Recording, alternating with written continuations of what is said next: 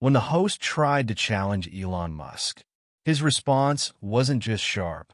It was a stark reality check. The atmosphere in the studio was charged. An almost tangible tension hung in the air, thick enough to slice through. The red recording light flickered on, signaling the start of the live broadcast. A prominent talk show host, known for her piercing interviews and relentless questioning, leaned in with a measured confidence. Her gaze locked onto the billionaire sitting across from her. Elon Musk, dressed in a simple black blazer, maintained his signature composed demeanor. His hands rested loosely on his knees. His mere presence commanded attention, but the anticipation in the room was undeniable.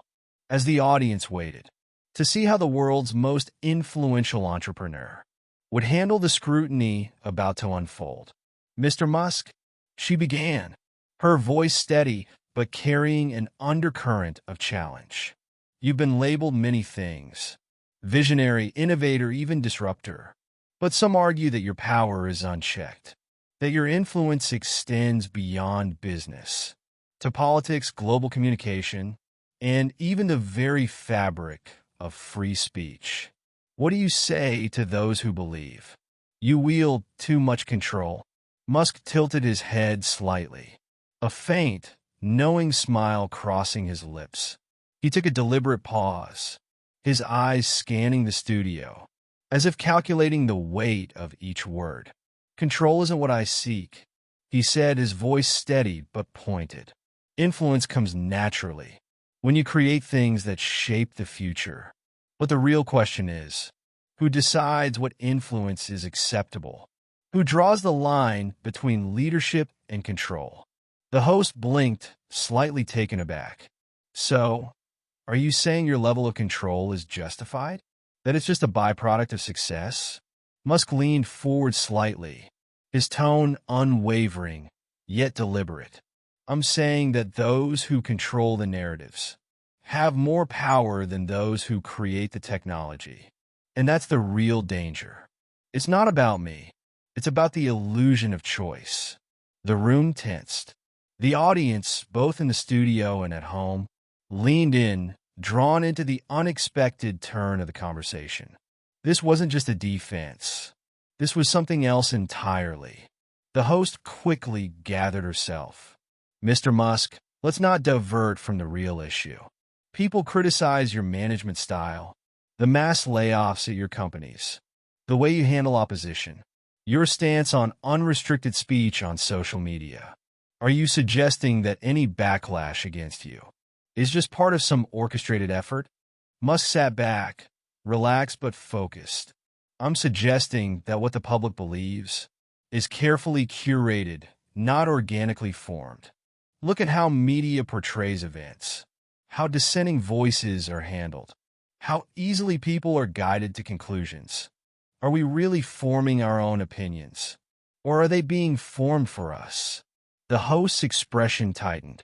"So, are you implying that you're a victim here?" "Not just me," Musk said, his voice calm but unyielding. "It's not about being a victim.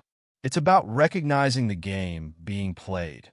The question isn't whether I'm criticized. The question is who benefits from controlling what you believe. Because when information is controlled, freedom doesn't just weaken, it ceases to exist." The air grew thick with an unsettling silence. The host exhaled sharply. "Mr. Musk, let's be honest. You own one of the most influential platforms in the world. Misinformation spreads uncontrollably. Shouldn't there be safeguards?" Musk's lips curled into a knowing smirk. "Safeguards in whose hands?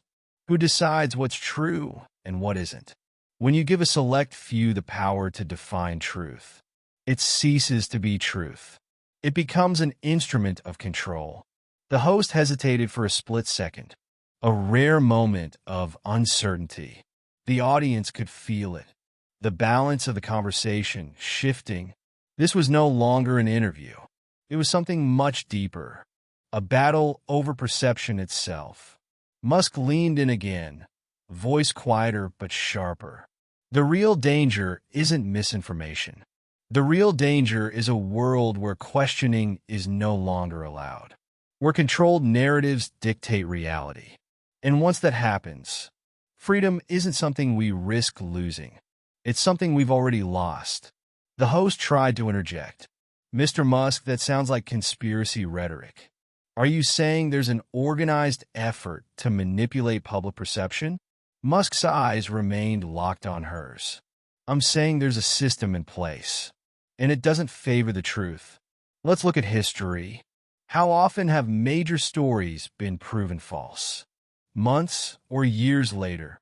By then, the damage is done. The correction is never as loud as the lie. And the ones who spread it, they face no consequences. The silence that followed was profound. Even the studio crew, typically disengaged, were riveted. The host's jaw tightened. So, what's your solution? Do we just abandon fact-checking altogether? Musk's response was immediate. Fact-checking isn't the issue. Selective enforcement is. Silencing opposing views doesn't eliminate misinformation. It eliminates discourse. And when you eliminate discourse, you eliminate progress. The tension in the room was thick. The audience gripped by the weight of the conversation. The host glanced at her notes, but for the first time, she seemed hesitant to push further. Musk seized the moment. Ask yourself this, he said, voice steady but softer now. How much of what you believe is something you've truly questioned, and how much is something you've simply been told to believe? For a moment, the host didn't respond, the gravity of the conversation settling into the air. She had challenged Musk, but it was she who now faced the uncomfortable reckoning. And as the broadcast continued, it wasn't just an interview anymore. It was a moment of clarity, a moment of discomfort, a moment that left everyone questioning, not just Elon Musk, but the very reality they thought they understood.